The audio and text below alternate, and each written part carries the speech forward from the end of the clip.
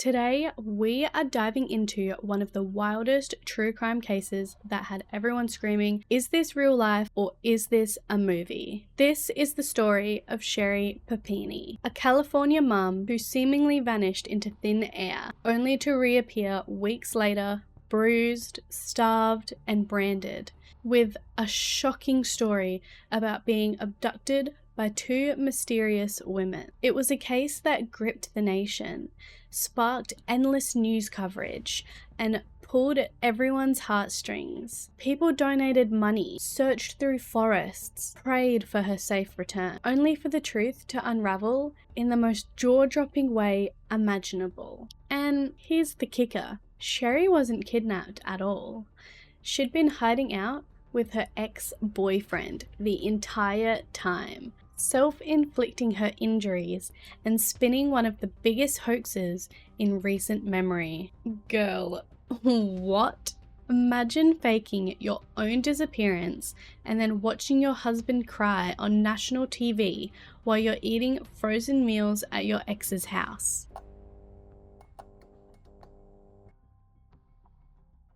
Welcome back. Let me tell you, I have definitely been losing sleep researching this one. This story is messy, it's heartbreaking, and it raises so many questions about the truth, trust, and what really goes on behind closed doors. So grab a warm drink, get comfy, and let's unpack the case of Sherri Papini. Just a quick disclaimer, this video is for educational and discussion purposes only. Everything that I'm sharing comes from publicly available sources. I'll always do my best to be accurate, but remember, I am only human. This case includes discussions of domestic violence, abductions, self-harm, and mental health. If those topics are heavy for you, please take care of yourself first. You can always click off and come back when you're in the right headspace. And as always, my goal here is to never glamorize crime or mock victims. I try to keep things conversational and sometimes a little light-hearted, but that's about making these heavy topics easy to sit with, not about making fun of people who have been hurt.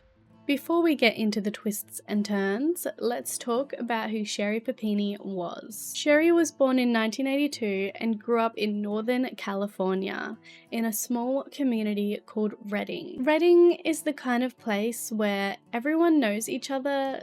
It's surrounded by trails and lakes with this very outdoorsy vibe. The sort of town where going for a jog in the afternoon feels totally safe, until this case shattered that illusion. By the time of her disappearance in 2016, Sherri was 34 years old, married to Keith Papini, and together they had two little kids, a son and a daughter. By all outward appearances, they were the picture of a happy suburban family. Sherri leaned heavily into that super mum identity. She was fit, blonde, posting family photos, described as bubbly and social. Keith, her husband, worked at Best Buy at the time as an audio-visual salesman. He was soft-spoken, came across in interviews as this very steady, devoted family man. Later, during the whole ordeal, he became almost the face of the case, pleading on TV, crying in press conferences, doing everything he could to bring his wife home. But here's the thing, once Sherri's story fell apart, people from her past started speaking up. Some described her as having a dramatic streak, or even being manipulative. Old acquaintances claimed she'd fabricated things before, though at the time, those whispers weren't public knowledge. What everyone did see was the curated image. A loving mum, jogging in her leggings, doting on her kids. A supportive husband, waiting at home. And when a woman like that disappears, it shakes a whole community to its core. Because, let's be real, when wives and mothers vanish, we all go straight to the darkest place. And for investigators, that usually means looking first at the husband. Poor Keith, before long, his life was turned completely upside down. Alright, let's get into the day that everything changed. It's Wednesday, November 2nd, 2016. Just a totally normal weekday in Redding, California. Keith Papini leaves for work around 7 a.m. expecting a regular day. Sherri drops their kids off at daycare and then, according to her routine, goes out for a jog near their neighborhood. Nothing out of the ordinary. Until Keith comes home later that afternoon. He pulls into the driveway and notices right away that something feels off. Sherri's car is there, but the house is empty. No Sherri, no kids. And this is not like her. He calls the daycare and finds out the kids are still there. Sherri had never picked them up. That's when full-on panic sets in. Keith starts frantically looking for signs of her. He opens Find My iPhone, which, girl, we all know is usually used to track down your AirPods when they're fallen behind the couch, not your missing wife. But in this case, it pings her phone's location about a mile from their house, along a dirt trail in the woods. Keith drives out there immediately, and what he finds? Her phone, lying on the ground. The earbuds still plugged in. Wrapped around the earbuds are strands of her blonde hair. What? That is like literally every true crime reenactment opening scene ever. Phone abandoned, hair tangled in earbuds, just sitting there on the side of the trail. It screamed foul play. Keith calls 911. His voice is panicked, and he reports his wife missing. 911, what is your emergency? Hello, can I help you? Hello? Yeah, so I just got home from work, and my wife wasn't there, which is unusual, and my kids should have been there by now from, like, daycare. So I was like, oh, maybe she went on a walk. I couldn't find her, so I called the daycare to see what time she picked up the kids. The kids were never picked up, so I got freaked out, so I hit, like, the Find My iPhone app thing, and it said that it showed her phone, like, at our end of our driveway. We don't have really good service. Okay. Not the end of our driveway, but the end of our street. So I just drove down there, and I saw her phone with her headphones because she started running again, and I found her phone, and it's got, like, hair ripped out of it, like, in the headphones. So I'm, like, totally freaking out, thinking, like, somebody, grabbed her. Okay, what's your last name? Yes. Papini, Papini. And your first name? Keith. Did you go pick up your children? No, I'm going to call my mom and have her do it. Okay. What's your wife's name? I'm going to, like, knock on every door. Sherri, Sherri. When's the last time you heard from her? She sent me a text asking me if I was coming home for lunch. What time was got that? A whole bunch of she sent me a text at 10:47 asking me if I was coming home from lunch from work. And I said, sorry, long day. And that was the last. Never spoke to her on the phone, never any other contact. Okay. Telling me that something happened to her is the way I'm looking at it. Then there was hair, like, in the headphones. Like, it got ripped off, like, the grabbed. Yeah, no, I understand. Okay, I'm sorry. I know you're trying to keep me calm, but obviously. Yeah. Oh, my God. I don't know if I'm allowed to knock on everybody's door, but I will if I'm allowed to do that. Well, let's just have the officers contact you so they can start, processing everything, figure out what's going on, okay? And I understand you're freaking out a little bit. We want to make sure we get your kids, make sure they're okay. Yeah, I'm going to call my mom and have her. Yeah. Do you want me to wait right here for somebody? If you want to head back to your residence so they can contact you there, and in case she does return. Okay. Okay. We'll have them contact you at your residence. Call us back if anything changes, all right? All right, so they're going to call the number you just took down, the 355? They'll probably call you when they're on their way, and they're going to come out in person. Okay. He tells the dispatcher she's disappeared. Her phone was found abandoned, and she never collected their kids. Within hours, deputies, search dogs, and helicopters are combing the woods. Volunteers gather with flashlights and boots, searching trails and fields. It's the kind of all-hands-on-deck response that reminds you how communities rally when someone goes missing. And Keith? He becomes the desperate husband we've all seen in high-profile cases. He does media interviews, begging for Sherri's safe return. In one emotional interview with ABC's 2020, he breaks down, describing what it felt like to hug his kids at night knowing their mum wasn't there. He says, I thought about them crying for her and I couldn't do anything. It was terrible. The public eats it up.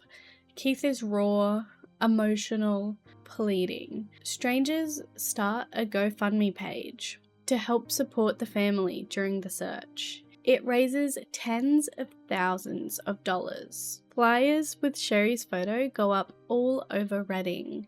Hashtags spread across social media. News anchors are reporting on her disappearance every night. And here's what made it especially chilling. Sherri's case fit that classic nightmare image. A young, pretty suburban mum goes for a jog in broad daylight and never comes home. It tapped into that universal fear, because it could have been anyone. Any wife, any sister, any mum. At this point, investigators are working around the clock, but with so few leads and a phone left behind like a crime scene breadcrumb, the question becomes, did someone snatch Sherri off of the trail, or was there something darker going on? Alright, now we're skipping to 3 weeks later. It's Thanksgiving morning 2016. While most families in Reading are getting up to start cooking turkeys and watching the Macy's parade, a driver on a highway in YOLO country, about 150 miles from Sherri's home, sees something on the side of the road. It's a woman. Thin, bruised, frantic. She's waving desperately for help. The driver calls over, calls 911, and tells dispatch there's a woman on the roadside who looks like she'd been attacked. 911 emergency, what are you reporting? Hi, I have an emergency. I don't know my location. There's a lady on the side of the road needing help. Okay. What's wrong with the female? Do we know? What? Do you know what's wrong with her? She's saying that she got kicked out of her boyfriend's. Okay, just be safe where you are. What is she asking for? She's asking for an ambulance. What's wrong with her? Ask her what's wrong with her. Hey. Hey, what's hurting? You're chained up. She's chained up? She's chained up, her vision's blurry, and she needs an ambulance. Do you see her chained up? Yes. Her name is Sherri Papini. Ask her who chained her, or can she talk at all? Yeah. Here. Can I talk to her? Here.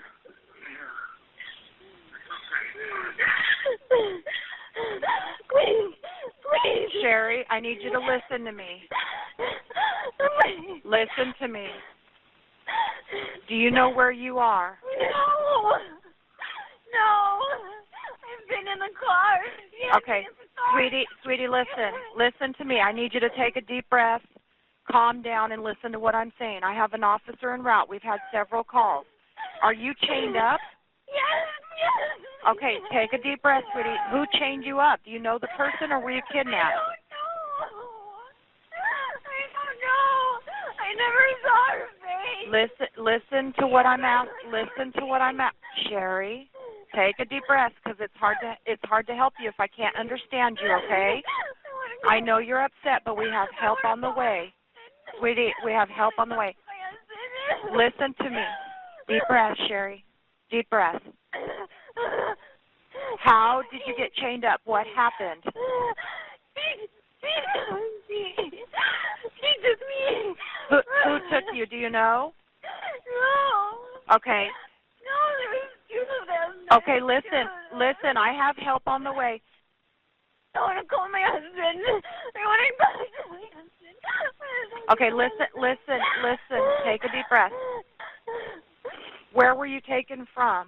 From Reading. From Reading. You were taken from Reading? Reading. I live in Reading. Okay, how did someone take you? Okay, ma'am, right now I need you to get me information so I can help you. We will get in touch with your husband as well. But right an ambulance, okay, please. I have officers and I have ambulance on the way. Right now I need you to talk to me. I want to call my husband. Okay, hi, this is me editing. I just wanted to quickly say, him saying Sherri Papini made me giggle so hard. I was all like, she said her name is Sherri Panini? Oh, Papini. Also, just another thought, the fact that the dispatcher or that guy didn't know who she was is kind of crazy, since she was being broadcasted all over the news for like the last few weeks while she's been missing. Kind of strange. Anyway, just a thought. Continue. And when first responders arrive, it's Sherri Papini. The scene is shocking. Sherri's hair has been chopped short and uneven, like someone hacked at it with scissors. She's about 87 pounds, which I believe is about 40 kilos for Australian people. She has lost significant weight. She has bruises and cuts all over her body. Her wrists are raw from being restrained.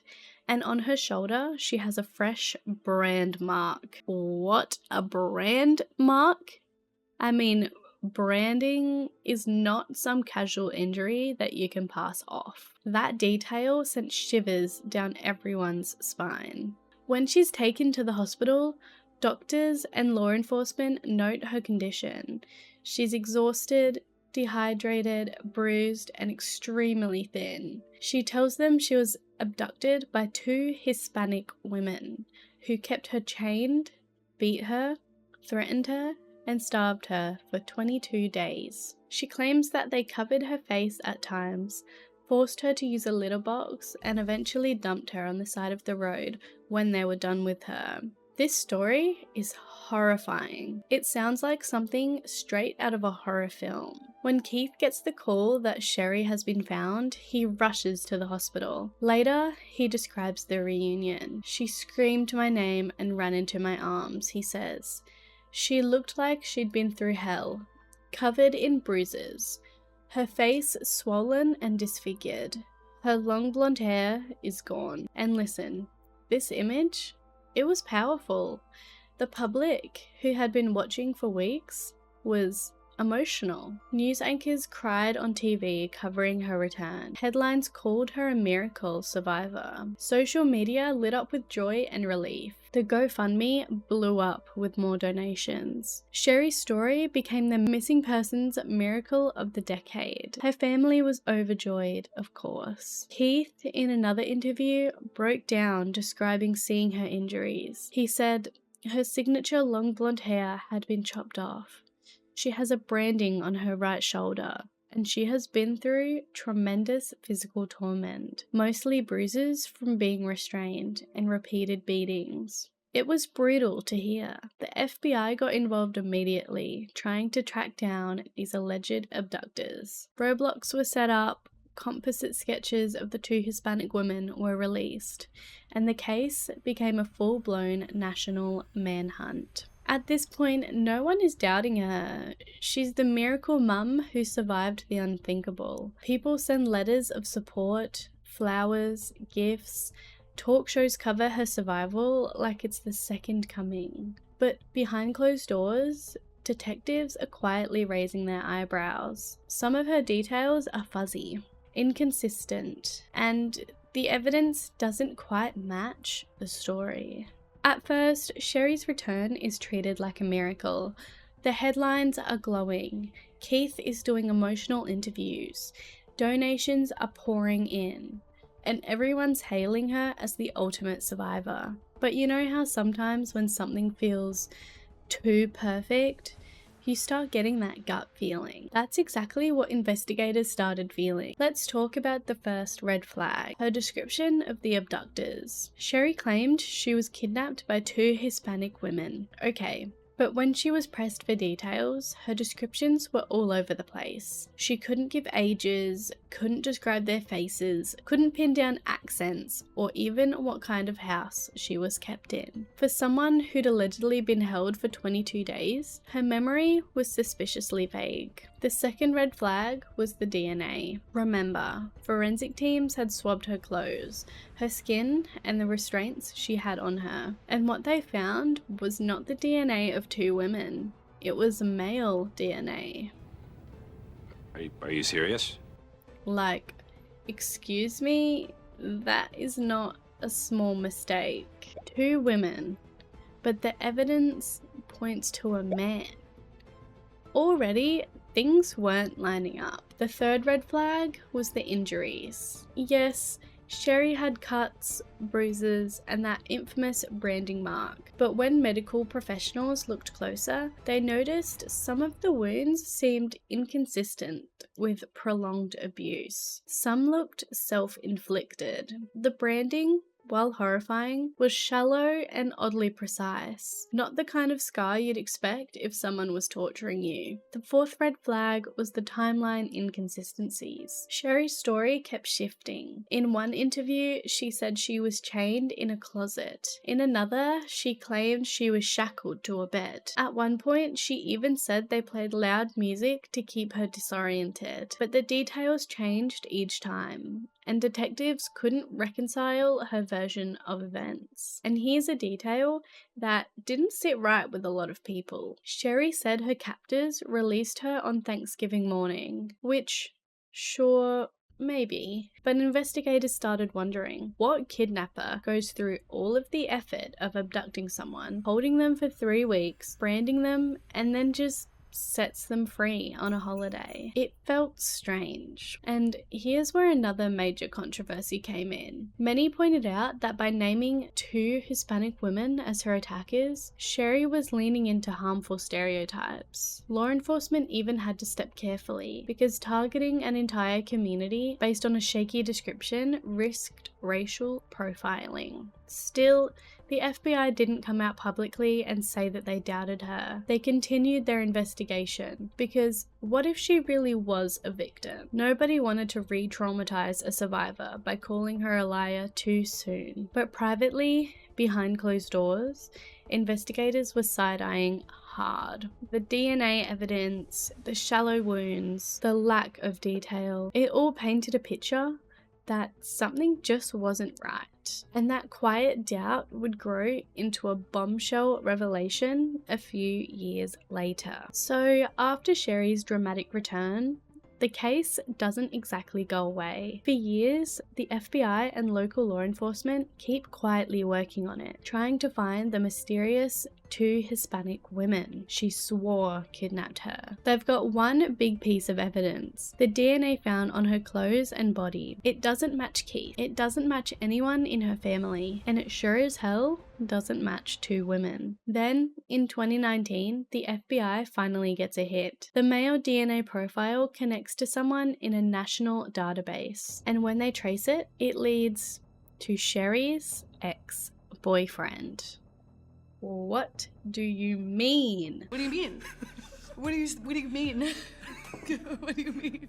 Imagine building an entire kidnapping saga, having the whole world believe you, only for the DNA to say, hey bestie, it was your ex's couch all along. So agents track this guy down. His name isn't splashed everywhere because he wasn't charged with a crime. But what we do know is that he and Sherri had dated years earlier. By 2016, they weren't together, but she still had his number. And according to him, she'd reached out claiming that Keith was abusive and that she needed help escaping. There's never been any evidence that Keith was abusive, by the way. Investigators found zero proof of this. The ex says he agreed to pick her up. He literally drove from out of town, scooped her up off the road where she'd staged her disappearance, and brought her to his place. And for the next 22 days, Sherri was hiding out in his apartment. Here's where it gets wild. According to the ex, Sherri basically orchestrated this entire thing herself. She refused to eat properly so that she would lose weight and look starved. She chopped off her own long blonde hair. She hit herself to create bruises. And the branding? Yeah,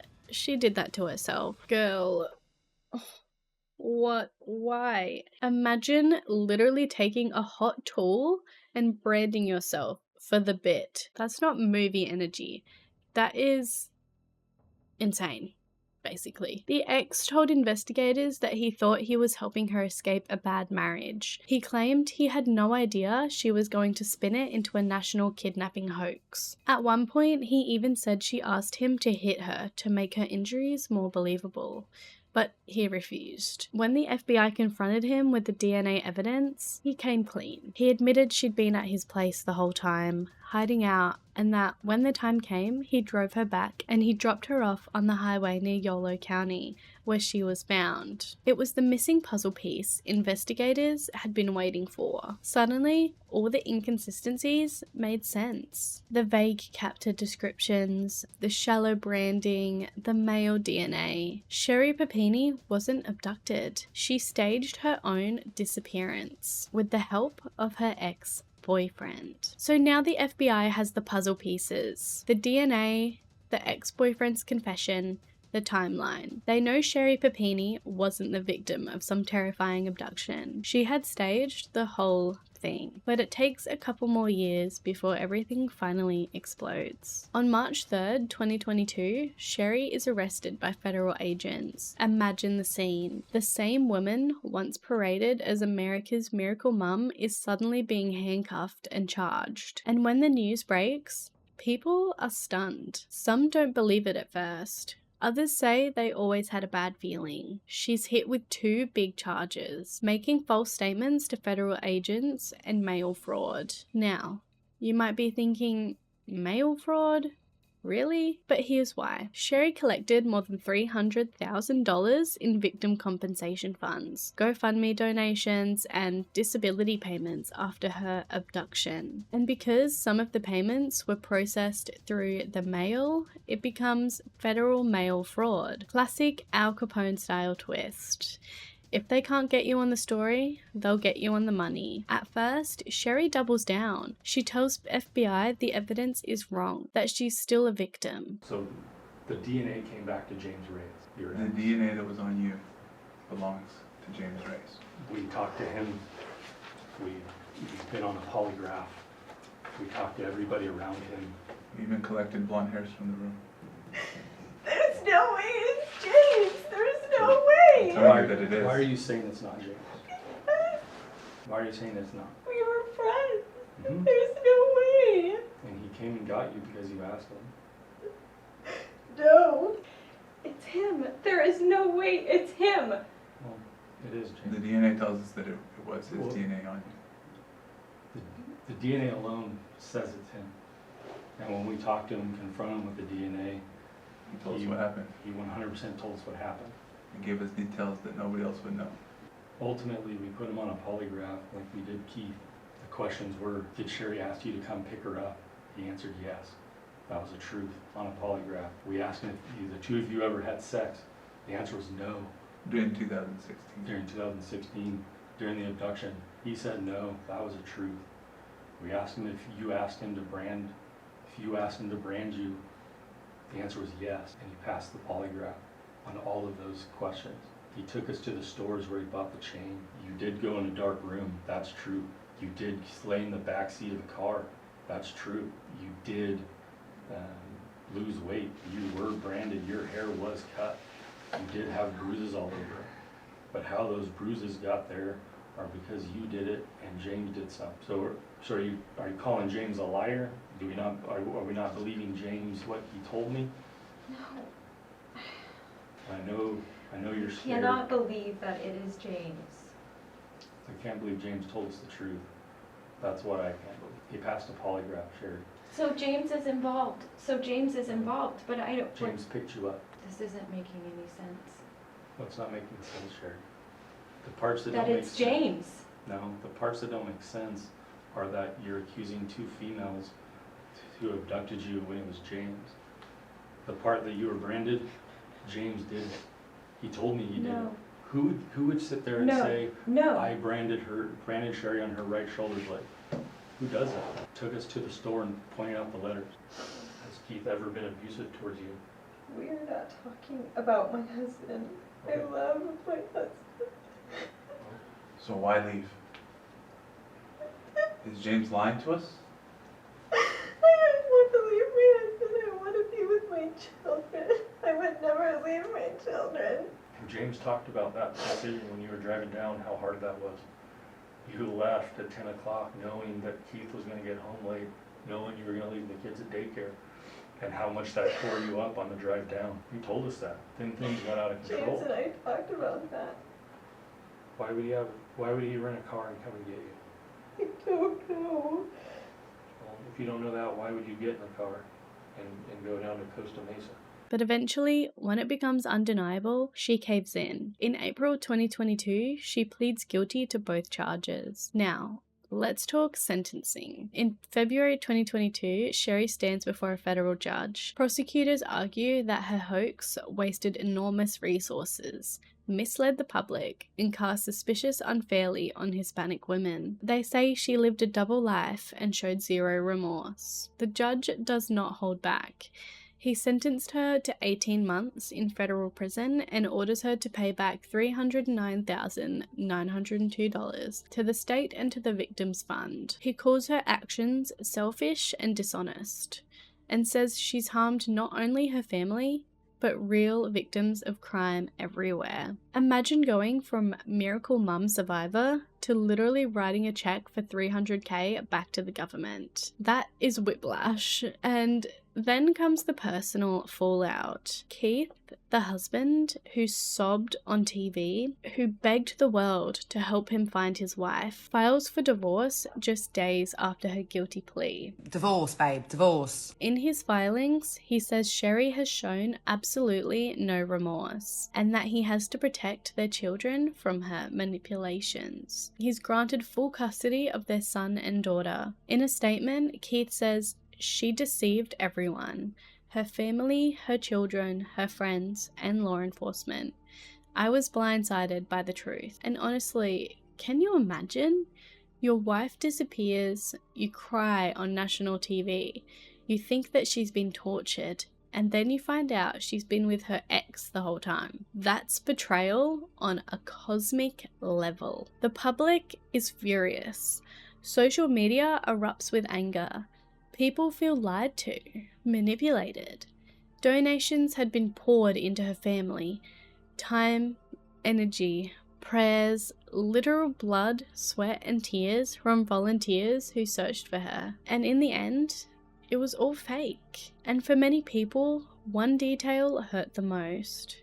By blaming her fake kidnapping on 2 Hispanic women, Sherri fueled a racist stereotype. People in her own community were questioned, stared at unfairly, scrutinized, all because of her lie. So not only did Sherri destroy her own family and credibility, she undermined trust in real victims, wasted resources, and reinforced ugly prejudices. And that's why this case hit so hard. It wasn't just a hoax. It was a ripple effect of harm. When Sherri first came home with that story, the internet exploded. And let me tell you, people had thoughts. On Facebook and in true crime groups, the big one was, "This sounds like sex trafficking." People were saying the branding and starvation were classic signs of being groomed or marked. A lot of posts were like, "Ladies, don't jog alone, this could happen to you." It really freaked people out. Then there were the skeptics from day one. On Reddit, I saw people saying her story was way too Lifetime movie-ish. 2 random Hispanic women, a branding mark, getting dropped off alive on Thanksgiving morning.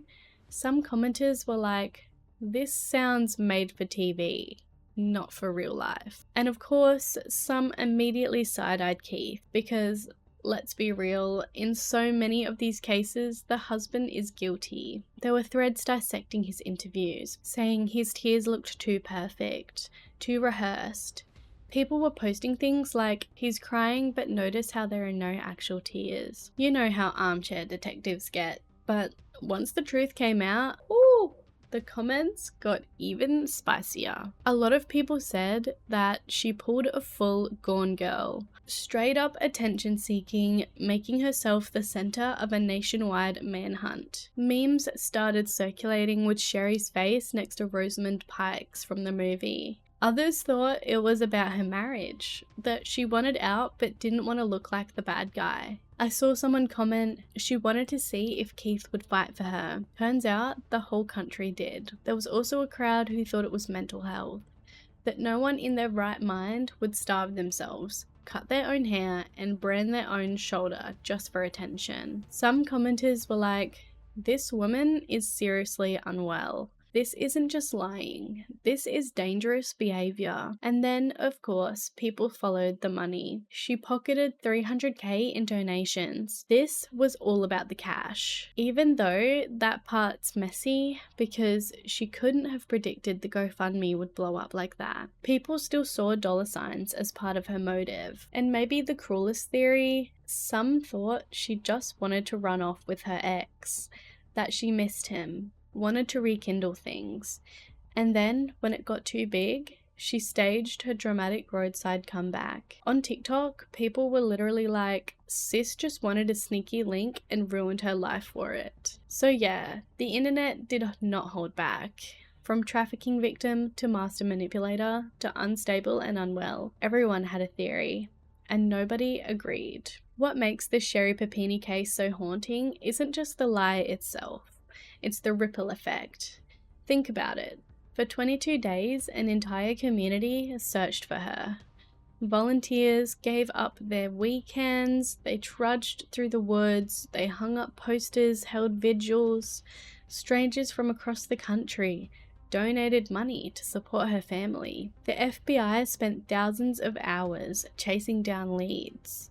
And her husband and kids lived every parent's worst nightmare. And then it all crumbled. It wasn't just disappointment, it was betrayal. Betrayal of her family, her community, and the public's trust. People wanted to believe in her story. They rallied because a young mum vanishing while jogging is the kind of thing that hits everyone's deepest fear. It could have been me, my sister, my friend, and Sherri weaponized that compassion. And here's the part that really stings.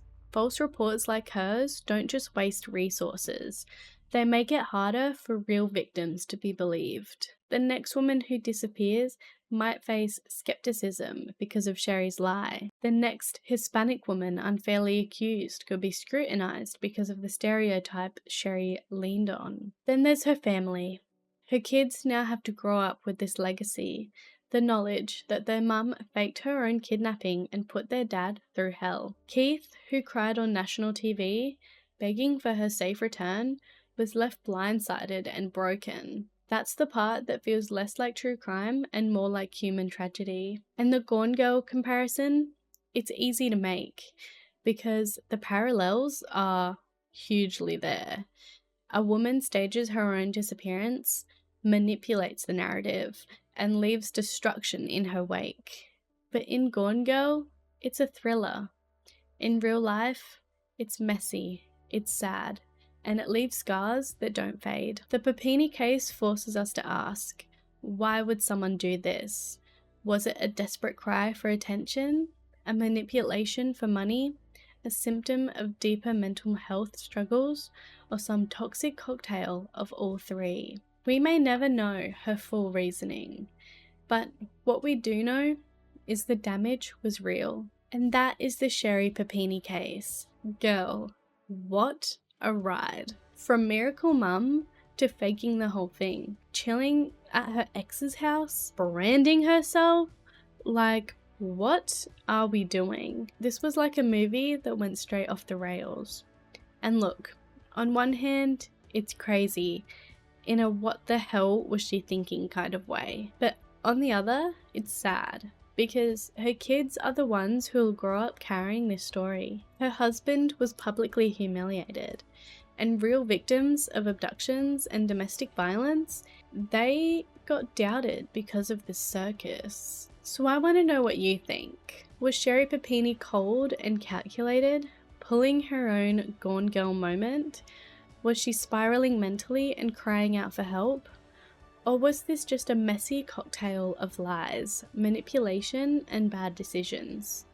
Let me know in the comments, because I love hearing what other people think. Anyways, thank you for hanging out with me today. If you liked this little chat, go ahead and hit that like button, subscribe for more weekly chaos in cozy packaging, and turn on notifications so you don't miss the next one. And if you can't get enough of me rambling about true crime, you can find me on TikTok and Instagram. I will link my socials in the description. Or come join the Discord so we can get spooky together. Alright, I'm gonna head out and I will see you you in the next one.